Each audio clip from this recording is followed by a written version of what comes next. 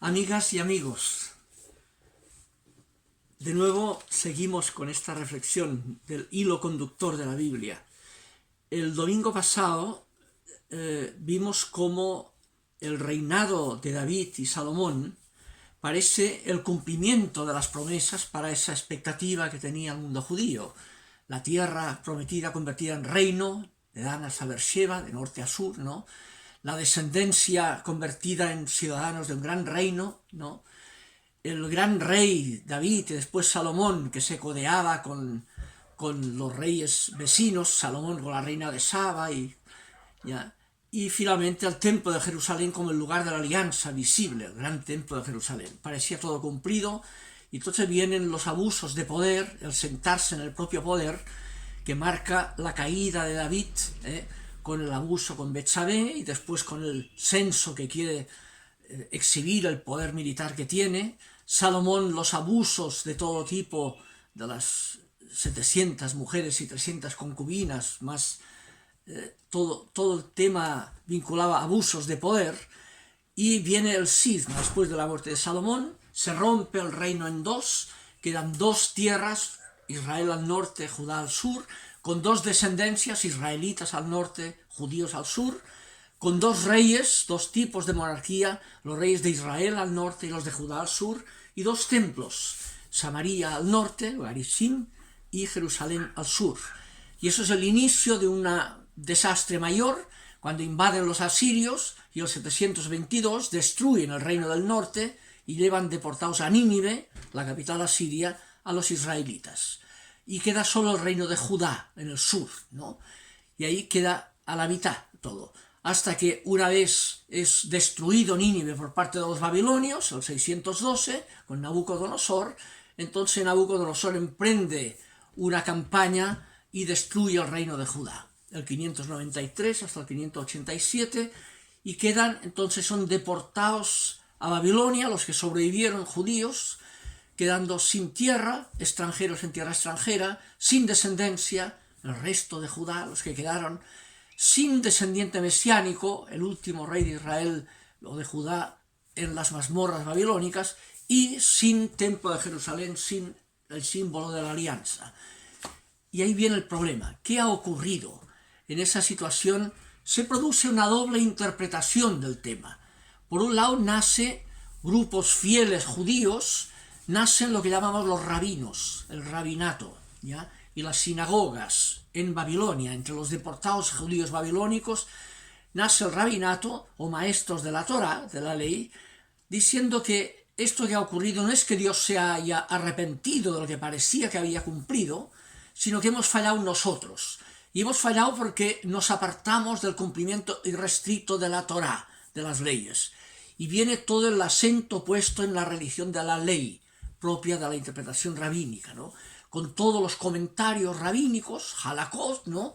Que comentan la Torá, se escribe la Torá, se comentan comentarios rabínicos para ir precisando exactamente lo que implica cada uno de los mandamientos de la Torá, con mucha, muy estricto. Eso desembocará en la Mishnah canónica y en comentarios a la Mishnah, en los Talmudes, toda una religión de cómo asegurar que cumplimos la Torá. Porque por culpa de no cumplirla, por eso perdimos lo que había. Dios nos castigó por culpa nuestra, no haber cumplido irrestrictamente todo. Ahora hay que cumplirlo y así nunca más lo volveremos a perder, ¿ya? Pero ese mismo problema en el exilio suscita otra perspectiva interpretativa, que es la representada por el profetismo, los profetas. Y los profetas ponen el acento de que la infidelidad del pueblo no es por no haber cumplido la Torá tal cual, formalmente, sino por no haber sido auténticos, por hipocresía, tanto en la monarquía como en el sacerdocio y en los maestros, ¿no? Y empiezan a surgir interpretaciones que llaman a la conversión del corazón, a la verdad, a no hacer trampa ni con la religión, ni con la política, ni con el poder. Y ahí surge. Ya en la caída de Samaria, el siglo VIII, había grandes profetas como el primer Isaías y Oseas, que ya había criticado lo mismo, ¿no? El texto de Oseas, Dios no quiero misericordia, más que sacrificios. Eso es conocer a Dios y no los holocaustos, ¿no? En esa línea surgirá, en el contexto del exilio babilónico, dos grandes profetas, uno en Jerusalén, cuando ya estaba amenazada de caída por parte de Nabucodonosor, que es Jeremías, y otro paralelamente que había sido deportado en la primera razzia, al 593, a Babilonia, que es Ezequiel. Y ambos profetas son los que apelan a lo que llaman la nueva alianza. Vale la pena el texto de Jeremías 31:31, ¿no? Vienen días, palabra de Yahvé, en que yo haré una alianza nueva con la casa de Israel y la casa de Judá. No como la alianza que hice con sus padres, antigua alianza, cuando tomándolos de la mano los saqué de la tierra de Egipto, representada por la Torá mosaica. Ellos quebrantaron mi alianza y yo los rechacé, palabra de Yahvé. Esta será la alianza que yo haré con la casa de Israel en aquellos días. Yo pondré mi ley en ellos y la escribiré en su corazón, y seré su Dios así, y ellos serán mi pueblo. Y no tendrán que enseñarse unos a otros por fuera, ni exhortarse unos a otros diciendo conoced a Yahvé. No necesitarán de directores espirituales que les digan lo que les conviene, sino que todos por dentro, si quieren ser auténticos, sabrán muy bien lo que tienen que hacer. Apela a la autenticidad, a no hacer trampa.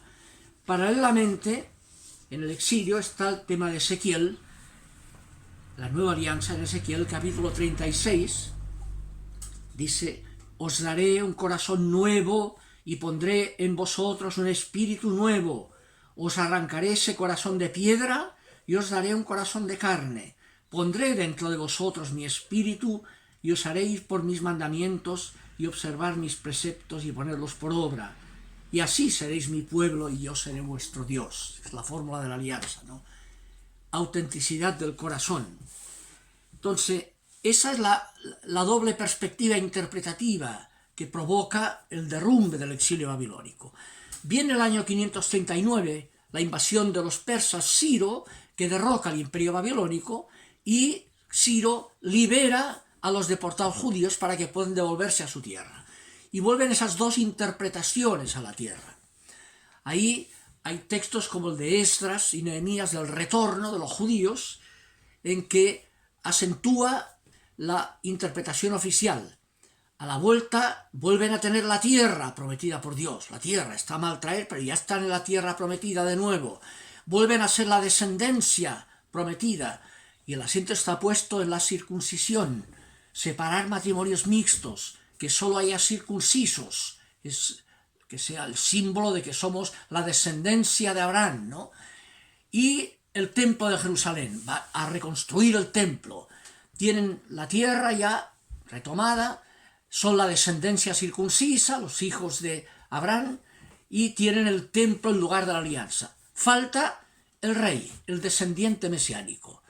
Y ahí es donde marcará una expectativa mesiánica que complemente, cuando venga el Mesías, el hijo de David, el título, volveremos a tenerlo todo, como lo tuvimos con tiempo de David y Salomón. Solo que ahora, gracias a que nosotros cumpliremos a rajatabla la Torá, no volveremos a fallar, y será ya definitivo ese cumplimiento de las promesas, ¿no? En esa línea surge también ahí la tendencia que viene del profetismo, ¿ya? Los pobres de Yahvé, grupos, digamos, que no son los oficiales en el rabinismo y que buscan la simplicidad de la verdad, la no apariencia del poder, tanto monárquico como religioso, ¿no? Y en esa línea es donde hay la expectativa mesiánica, ¿no? El tipo de Mesías. ¿Vendrá un Mesías hijo de David en la línea de lo que había sido el David histórico, o será en la línea de esa simplicidad verdadera de corazón? Y ahí está un texto notable que está conservado en el profeta Isaías, capítulo 53, el Isaías ya que marcó el retorno del exilio, ¿no? Que marca ese Mesías, ese mediador de la alianza, en términos no de poder, sino en términos de un siervo sufriente. Un siervo sufriente. Dice al final del capítulo 52, He aquí que mi siervo prosperará, será engrandecido y ensalzado, puesto muy alto. Parece un tema de poder, pero no. Como de él se pasmaron muchos, tan desfigurado estaba su rostro que no parecía ser de hombre. Se admirarán de él las gentes, y los reyes cerrarán ante él su boca, al ver lo que jamás vieron, al entender lo que jamás habían oído, de que la mediación fuera por un siervo sufriente y no por uno de poder. Eso es lo novedoso, ¿no? Que Dios es misericordia, no es poder. Y ahí viene todo el capítulo 53, ¿no? ¿Quién creerá lo que hemos oído? ¿A quién fue revelado el brazo de Yahvé, por medio de lo cual cumplirá lo prometido? Sube ante él como un retoño, como retoño de raíz en tierra árida. No hay en el parecer, no hay hermosura que arraiga las miradas. Pero fue él ciertamente quien tomó sobre sí nuestras enfermedades. El castigo salvador pesó sobre él y en sus llagas hemos sido curados, etcétera, etcétera.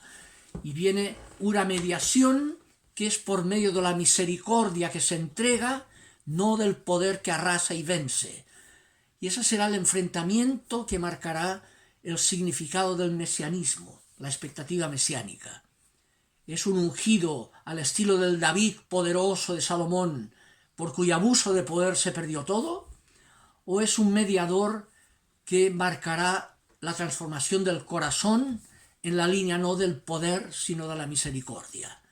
Y ese será el tema y el enfrentamiento que marcará el contexto en que se ubicará Jesús de Nazaret, de lo cual iremos hablando a partir del próximo día. ¿Qué ocurre con la irrupción de este Jesús de Nazaret dentro de esa expectativa mesiánica, tanto de poder, representada por el rabinismo y el sacerdocio, los saduceos, ¿no?, como por la expectativa sencilla que buscaba la autenticidad, y que las promesas de Dios significaban la felicidad del ser humano en su autenticidad relacional, no en el poder arrasador de otros, ¿no? Y eso marcará el cambio significativo de las promesas que Dios había hecho a los padres, en ese hilo conductor hacia su desenlace. Ese sería el tema que querría plantear el próximo día. ¿De qué manera en Jesús de Nazaret la tradición judeocristiana ve el cumplimiento paradojal de lo que Dios había prometido a los padres, las 3 promesas? De eso hablaremos el próximo día. Que estén muy bien.